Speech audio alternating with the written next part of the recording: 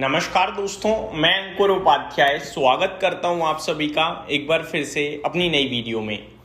दोस्तों यहाँ पे आप सभी के साथ बात करने वाला हूं यूएस और ईरान के बीच में जो स्विट्जरलैंड में बातचीत हो रही है उससे क्या आउटकम आ रहा है। पॉजिटिव आउटकम आता हुआ दिख रहा है और खबरें ये हैं कि ये डील कहीं ना कहीं अलग अलग ग्रुप्स में होगी। फॉर एन एग्जाम्पल, हर एक सिचुएशन के लिए एक अलग आप ये कह सकते हो बातचीत होगी, सो दैट चीजों को सॉल्व किया जाए और आगे बढ़ा जाए। दोनों पार्टीज की तरफ से पॉजिटिव आउटकम आ रहा है और दोनों पार्टीज यही कह रही हैं कि इन 60 डेज के अंदर कहीं ना कहीं एक हम फाइनल डील की तरफ बढ़ेंगे। पॉजिटिव पॉइंट है। इसका असर आपका हो तो भैया कच्चे तेल पे दिख रहा है क्लियरली।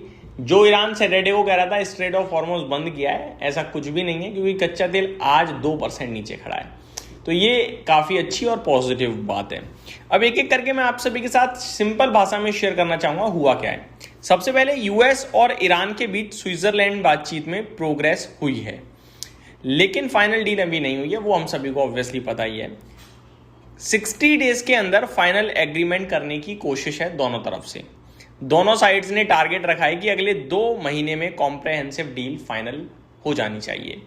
अदरवाइज और एक्सटेंड करो, फिर सेम चीज़ों पे बात करो, वो अच्छा नहीं लगेगा। वो थोड़ा जितना स्ट्रेच करोगे उतना अच्छा नहीं है। इसी 60 दिन काफ़ी होते हैं, बातचीत करके डील करके बहुत ही बढ़िया रहेगा अगर ख़त्म हो जाए तो।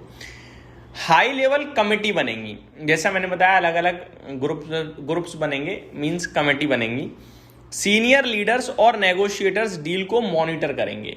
अलग अलग कमेटी बनेंगी, सीनियर लोग उसे मॉनिटर करेंगे। न्यूक्लियर प्रोग्राम, सैंक्शंस और डिस्प्यूट्स पर अलग वर्किंग ग्रुप्स काम करेंगे। यानी ऐसा नहीं कि एक ही बंदा सारी चीजें संभाल, नहीं, अलग अलग। न्यूक्लियर वाला सिर्फ न्यूक्लियर की बात करेगा कि यार ऐसे कर लेते हैं, वैसे कर लेते हैं, आपको क्या चाहिए, हमें क्या चाहिए, ये सारी चीजें, ठीक है।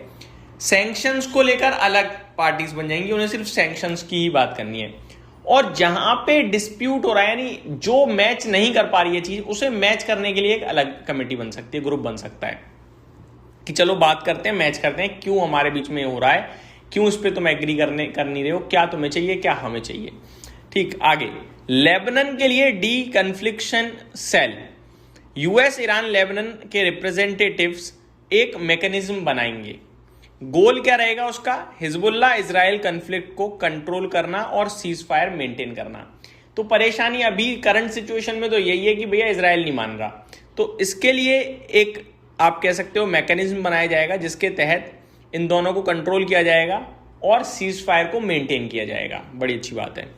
टेक्निकली बातचीत लगातार जारी रहेगी। इस वीक भी एक्सपर्ट्स न्यूक्लियर, सैंक्शंस और स्ट्रेट ऑफ हॉर्मुज़ इशू पर डिस्कशन करेंगे। तो ये लगातार 60 दिन बातचीत होती रहेगी। ऐसा नहीं है कि एक दिन मिल गए फिर चले गए ना, लगातार बेसिस पे बातचीत होगी सो दैट चीजें ज्यादा से ज्यादा सॉल्व हो पाए। ईरान के फॉरेन मिनिस्टर्स के मुताबिक ऑयल एक्सपोर्ट्स पर कुछ वेवर्स ये मिल सकता है ईरान को, ठीक है। पेट्रोकेमिकल्स एक्सपोर्ट में रिलीफ, पोर्ट्स पर रिस्ट्रिक्शंस कम होना, फ्रोजन एसिड्स रिलीज होना, रिकंस्ट्रक्शन एंड डेवलपमेंट फंडिंग, ये सब फाइनल डील का पार्ट हो सकता है। ऑफिशियल ये भी कंफर्म नहीं है। ईरान की ये डिमांडें हो सकती हैं एक तरीके से, आप ये मानो, और ये मेरे को लगता है यूएस एक्सेप्ट कर जाएगा। इसमें यूएस को कोई परेशानी नहीं होगी। यूएस को तो न्यूक्लियर प्रोग्राम उनसे छुड़वाना है, अगर वहां वो एग्री कर गए तो ज्यादातर डील डन है, आप ये मान लीजिए। स्ट्रेट ऑफ हॉर्मुज़ का इशू अगर मैं आपके साथ शेयर करूं तो वो यूएस करवा ही लेगा। देखो अभी भी तो ओपन करवा दिया, क्योंकि अगर ईरान बंद करेगा तो फिर चीजें बहुत बिगड़ेंगी, जो शायद ईरान भी नहीं चाहेगा। स्ट्रेट ऑफ हॉर्मुज़ दुनिया के लिए ऑयल ट्रेड का मेजर रूट है एक तरीके से। एमओयू के हिसाब से स्ट्रेट को कम से कम 60 डेज तक ओपन रखना था, ठीक है, वो तो रह गई, अभी चल ही रहा है। ईरान के कुछ ऑफिशियल ने फिर क्लोजर की बात की थी, बट यूएस ने उसे मतलब लीगली बंद नहीं करार दिया है, और वो ये कह रहे हैं कि ईरान बंद भी नहीं कर सकता लीगली उसे अब। तो ये सारी चीजें हैं बाकी, इसीलिए अगर आप देखो तो ऑयल सप्लाई न्यूट्रल है और कच्चा तेल भी आपके लिए नीचे ही है, ऊपर नहीं गया है। अब जेडी वेंस और प्रेसिडेंट ट्रम्प का क्या स्टांस है इस समय? जेडी वेंस टॉक पॉजिटिव बता रहे हैं।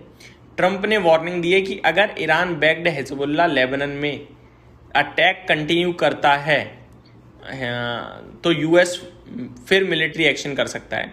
तो जो हिजबुल्लाह ग्रुप है लेबनान के अंदर, वो अगर अटैक जारी रखता है तो फिर यूएस मिलिट्री आएगी बीच में। लेकिन ईरान की माने तो हिजबुल्लाह तो शांत है, अटैक तो इजराइल कर रहा है। डिप्लोमेसी चल रही है, प्रोग्रेस बातचीत में हो रही है। फाइनल डील तो अभी 60 दिन के बाद ही समझ में आएगा क्या है क्या नहीं है। जियोपॉलिटिकल रिस्क अभी बनी हुई है, खत्म नहीं हुई है, ये याद रखिएगा। अब जो कुछ करंट सिचुएशन में चल रहा है, इससे कच्चे तेल में प्रेशर है, आपको दिख रहा है। भारत के लिए अच्छा है, दुनिया के इन्फ्लेशन के लिए अच्छा है, इक्विटीज के लिए अच्छा है, एयरलाइंस के लिए अच्छा है, पेंट कंपनीज के लिए अच्छा है, सभी चीज के लिए अच्छा है। देखो अगर कच्चा तेल नीचे रहेगा तो ये एक सिंपल शॉर्ट ब्रीफ था आपके लिए पूरी डिटेल्स का। उम्मीद करता हूँ जानकारी पसंद आई होगी। Thank you so much for watching this video. Have a great day guys.